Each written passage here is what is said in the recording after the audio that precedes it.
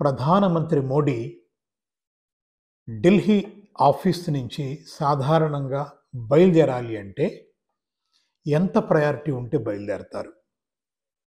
ఎందుకంటే ఆయన ఢిల్లీలో తన కార్యాలయంలో ఉండి చేసే పనులే చాలా ఎక్కువగా ఉంటాయి. ఆయనను కలుసుకోవడం కోసం వచ్చేటువంటి సందర్శకుల జాబితా చాలా పెద్దది. అటువంటి బిజీ ప్రోగ్రామ్ నుంచి తనను తాను పక్కకు మరల్చుకొని టైం తీసుకొని ఆయన వెళుతున్నారు అంటే అవి ఏ పనులై ఉంటాయి? ఇది ఒక్కసారి ఆలోచించాల్సిన విషయంగానే కనపడుతోంది. అయితే బీబీసీ హిందీ వారు ఒక డాటా కలెక్ట్ చేశారు దీని మీద. ఇది ప్రైమ్ మినిస్టర్స్ ఆఫీస్ నుంచి తీసుకున్న డాటానే. వారి నివేదిక ప్రకారం మే 2023 నుంచి ఏప్రిల్ 2024 వరకు, అంటే సరిగ్గా 1 ఇయర్లో మోడీ ఢిల్లీ నుంచి ఎక్కడెక్కడికి తన ఆఫీస్ నుంచి బయలుదేరి వెళ్ళారు, ఎన్నిసార్లు వెళ్ళారు, దేనికోసం వెళ్ళారు, ఇది ఒక ప్రధానంగా వారు అధ్యయనం చేశారు. చేస్తే 162 సందర్భాలలో ఆయన దేశంలో ఉన్న ఇతర రాష్ట్రాలకు వెళ్ళారు. 162 స్టేట్ విజిట్స్ ఉన్నాయి. ఒక 14 టైమ్స్ విదేశాలకు వెళ్ళారు.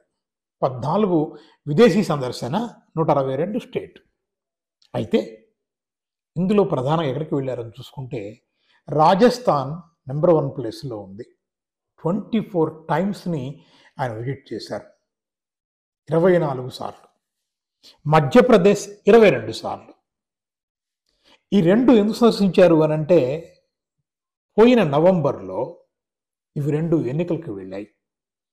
అంటే రాష్ట్ర ఎన్నికల సందర్భంగా ఆయన పెద్ద ఎత్తున ఈ రెండు రాష్ట్రాలను తిరిగారు.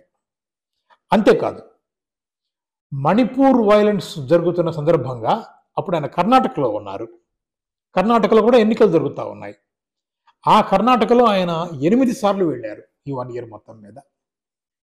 అంతేకాదు, గుజరాత్ ఒక 10 టైమ్స్ వెళ్ళారు, ఉత్తరప్రదేశ్ ఒక 17 టైమ్స్ వెళ్ళారు, అస్సాం ఒక 3 సార్లు వెళ్ళారు, త్రిపుర ఒకసారి వెళ్ళారు, అరుణాచల్ ప్రదేశ్ ఒకసారి వెళ్ళారు. ఈ 162 అఫీషియల్ అండ్ అన్అఫీషియల్ విజిట్స్లో ప్రధానంగా ఎక్కడికి వెళ్ళారు అంటే ఎన్నికలు ఎక్కడెక్కడ ఉంటే అక్కడికి వెళ్ళారు. ఇది ఒకటి స్పష్టంగా కనపడుతోంది. కానీ మణిపూర్ మాత్రం ఒక్కసారి కూడా వెళ్ళాల. పోయిన నవంబర్లో 5 రాష్ట్రాలకు ఎన్నికలు జరిగితే అందులో మిజోరాం కూడా ఒకటి. కానీ ప్రధానమంత్రి మోడీ వెళ్ళని రాష్ట్రం ఈ 5 రాష్ట్రాల్లో ఏదైనా ఉంది అంటే అది మిజోరాం కూడా. ఎందుకంటే మిజోరాంలో కూడా మణిపూర్లో ఎవరైతే బాధితులు ఉన్నారో కుకీలు, ఆ తెగకు చెందిన వారే చాలా ఎక్కువ సంఖ్యలో అక్కడ ఉన్నారు. సో ఈయన వెళితే అక్కడ కూడా అది ఇష్యూగా మారే అవకాశం ఉంది.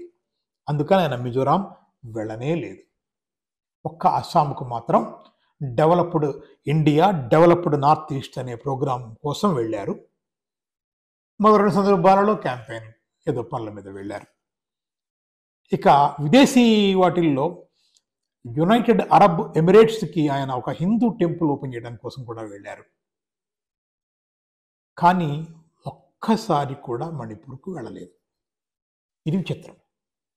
అయితే వెళ్ళటమే కాదు, ఆయన ఏం మాట్లాడతారు వెళ్ళిన చోట అని అంటే, ఆయన డెఫినెట్గా ఎన్నికలలో కాంగ్రెస్ పాత్రను ఎండగడతారు, కాంగ్రెస్ మీద అనేక అభాండాలు వేస్తారు. ఇప్పుడు మనం చూస్తూ ఉన్నాము. ఇంకా అనేక విషయాలు మాట్లాడతారు. రామ్ మందిరం గురించి మాట్లాడతారు, రిలీజన్ గురించి మాట్లాడతారు, ముస్లిమ్స్ గురించి మాట్లాడతారు. కానీ ఎక్కడ కూడా మణిపూర్ గురించి ఒక్క మాట కూడా ఆయన మాట్లాడారు. అంతేకాదు, ఈ ప్రపంచం గర్వించేటువంటి క్రీడాకారులను ఇచ్చినటువంటి ఒక నేల మనది.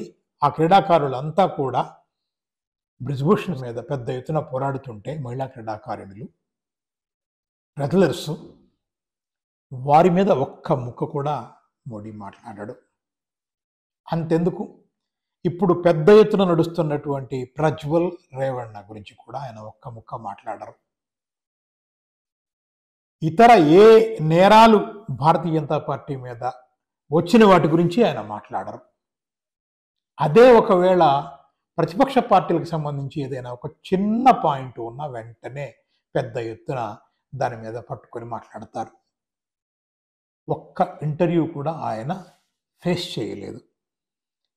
అంటే మొత్తం క్వశ్చన్స్ అండ్ ఆన్సర్స్ ముందుగా తయారు చేసుకున్న ఇండివిజువల్ ఇంటర్వ్యూస్ తప్ప ఒకటో రెండో సెలెక్టెడ్గా ఫీల్డ్ ఆఫ్ జర్నలిస్టులకు వ్యతిరేకంగా వచ్చి క్వశ్చన్స్ని ఫేస్ చేసిన ఘటన ఒకటి కూడా లేదు. ఇది prime minister Modi style of functioning. ఇది డెమోక్రసీనా, డెమోక్రటిక్ ప్రాసెసా? డెమోక్రటిక్ ప్రాసెస్ పట్ల విశ్వాసం ఉన్న మనుషులు ఇలా చేస్తారా? Thank you very much.